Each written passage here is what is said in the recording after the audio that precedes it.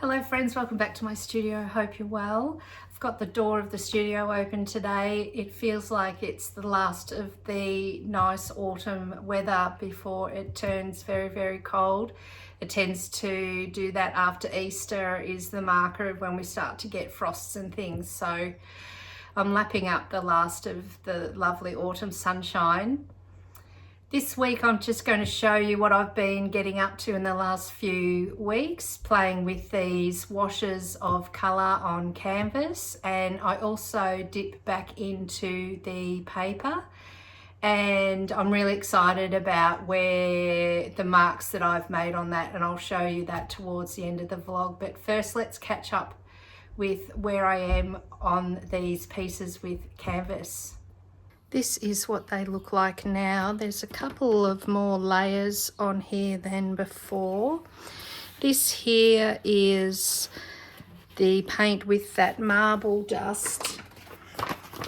I decided to try again and I put a lot more marble dust in, and it doesn't spread as much, which is good or bad. I've noticed then the paint over the top, the wash over the top, doesn't take as well, I guess because of that dryness and dustiness it has to it. So again, I'm really not sure that I'll continue with that, but it's just good to continue to explore. I've really tried to not go too into making anything of these, but just really watching what the paint does, what the wash does, and you get some lovely, it looks very different when it's wet to dry, of course, because you don't quite know how much is going to be absorbed. And so when I'm putting the wash on, I'm using this catalyst wedge to move the paint around, but I'm also using it like a squeegee where I'm drawing the paint out of areas, and that's what this is. I wanted to, the paint that I put on, I decided I wanted it lighter, so I've really scraped that and mopped up a lot of what the initial wash was. And again, it gives really lovely, I scraped maybe a little too much, and there's almost looks like, I'm not sure whether it's this pink beneath or whether it's canvas showing.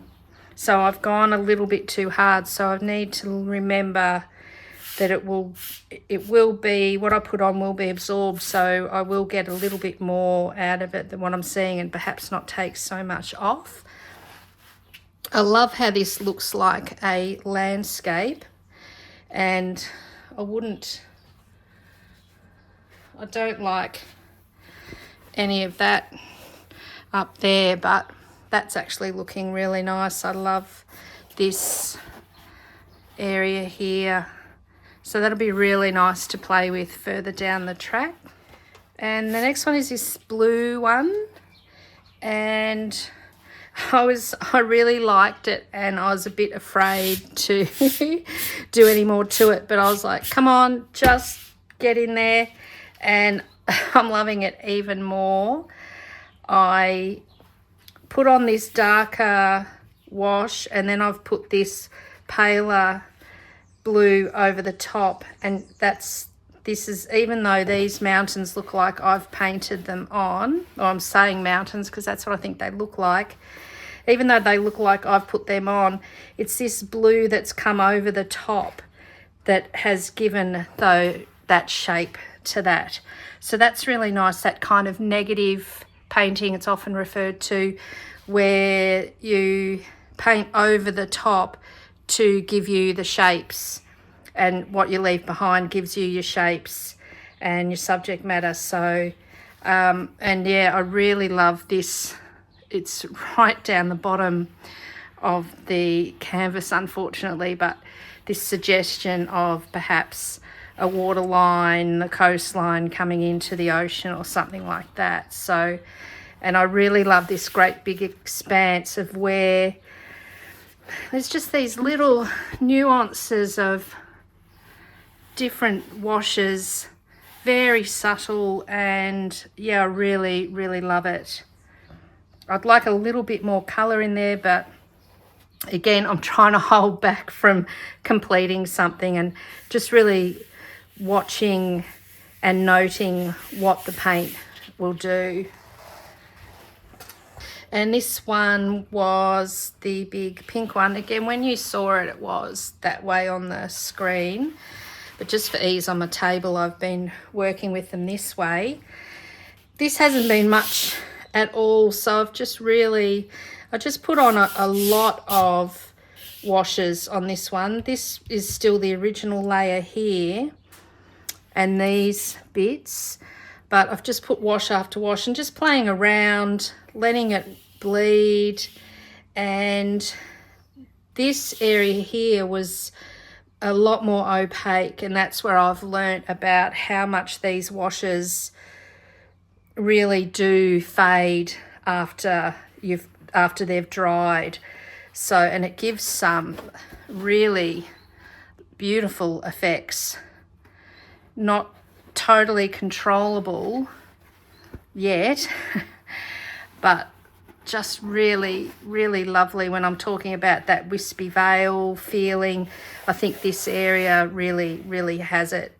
And yeah, if you were to mask off,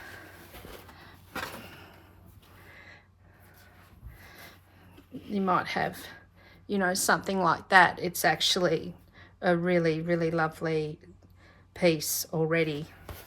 I found some more raw canvas, so I cut them up. The scraps that you get once you stretch up a canvas, you have these kind of more narrow strips, and this was about the size that the canvas was. So I cut it up into these, what are they? They are 7 by 9 roughly, and this is the second or third layer on these. I didn't take any footage of me doing, because you get a little bit sidetracked that you're filming and not focusing on just being in the moment. So I haven't filled the first layer, but basically they were just very, very soft washes. And now I'm playing around with building on those and applying the paint. This, I let the paint dribble off the stick for different mark making, and I think this area here is really, really lovely. This one, again, just the lighter version of the paint and this lovely subtlety. Playing around, let's have them all upside down, with shapes, starting to bring shapes in and starting to shade to give a kind of 3D effect. Again, with the dribbly off the stick paint and just seeing what that might do over the wash, and then letting the initial wash suggest what might be there. And so I had this wash, these marks were in the wash, and I've just come over with another colour. As I've brought the stick over, I've dripped. So that's another interesting way to make a mark. And yeah, it already looks like a lovely soft landscape. And yeah, again, exploring with these shapes. I had a lot more of that pale wash in there, so that's what I'm saying about how easy it is to lose what you have if you take too much out. And these both had the marble dust, and I let the, I kind of bent the canvas and let it kind of crack, and then put the wash on to see if it would sit in those cracks. And it has a little bit, but they're not marks that excite me. So, and that one, yeah, was very thick. I can feel the texture on that of how high that is from the canvas. So it is, while it's quite smooth, it does sit up off the canvas. Yeah, you can see these, I just wasn't as interested, and the what I've done is quite poor. So that's following on from my vlog of last week about how to find your style, these are the sort of things where that could certainly become something more dominant in my work, but it doesn't interest me, so I let that go to the side and I follow on things that do really excite me, like these sort of things. I wanted to do some further experiments on linen, and when I went to purchase some, it's so expensive. It's beautiful. I loved painting on it, and I certainly want to, but at the moment it was just too much of a stretch to get any of that, unfortunately. So I've gone back to the paper, and you can see here I'm draped the paper over a shrub and then later over a log, just to take myself out of the mark making a little bit. I'm using two normal leaded pencils, a 2B and a 6B, and a charcoal pencil, which is just a medium charcoal. It's a hard charcoal, but it comes in a pencil form, so it's a bit easier to use and a bit cleaner on your hands, and you can sharpen it more to a point. So I'm just letting the shape of these plants really dictate where the marks go, and they've come up really lovely.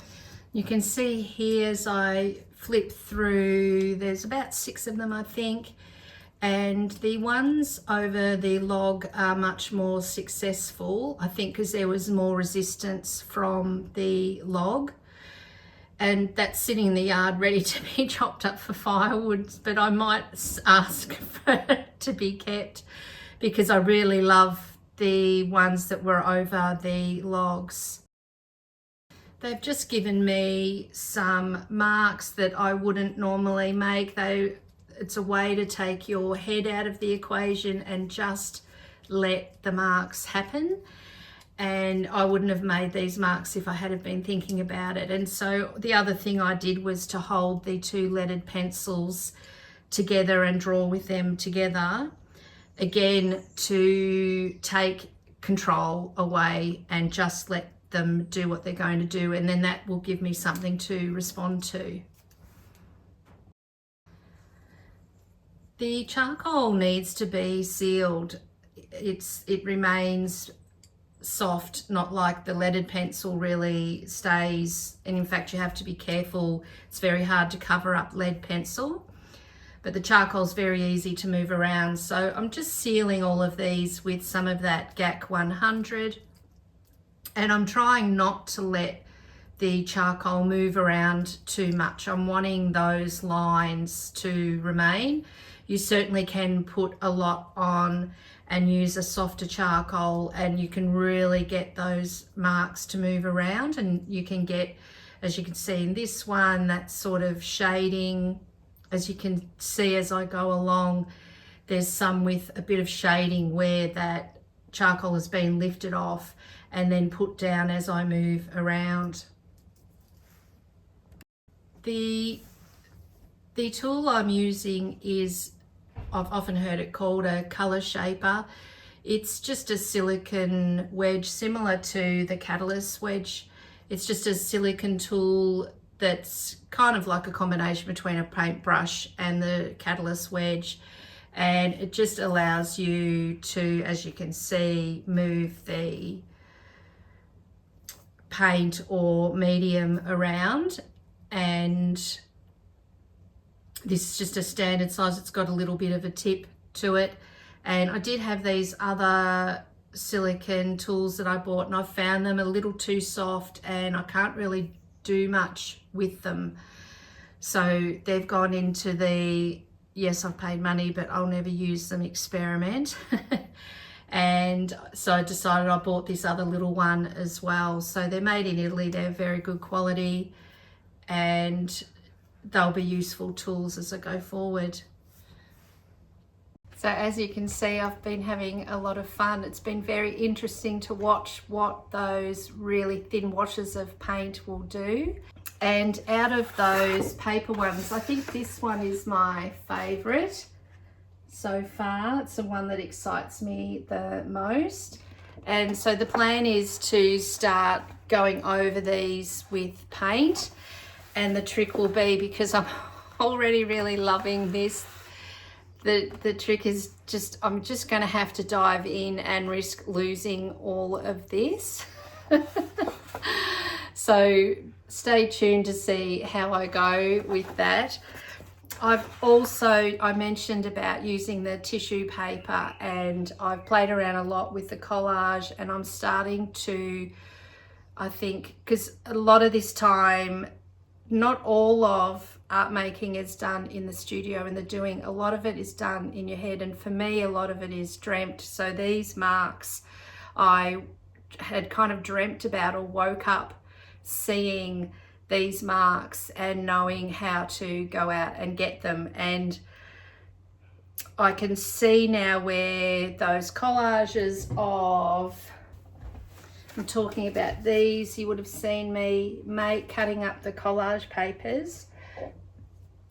I can see where I didn't know it at the time of making these. I was really trying to find out how and what would I do. But I can see now how what I'm doing is a flow on from this, how I want to be on linen, and I want to have some linen still showing, and I want to have these thin washes and really fine tissue paper over the top of these. I think actually I've decided that one goes that way, but I'm not sure looking at it in reverse on the camera. So yeah, it's really interesting that you can be playing around in the studio and perhaps not really have a direction yet, or not quite know where it's going. But yeah, I can see all of this kind of culminating in what will be my new direction, and what I spend hopefully a lot of time doing. I'd love to have you along for the journey, so please subscribe, like this, give me a comment. I will always respond to a comment. Thank you so much for watching. I hope you have a lovely week, and I shall see you next week. Bye.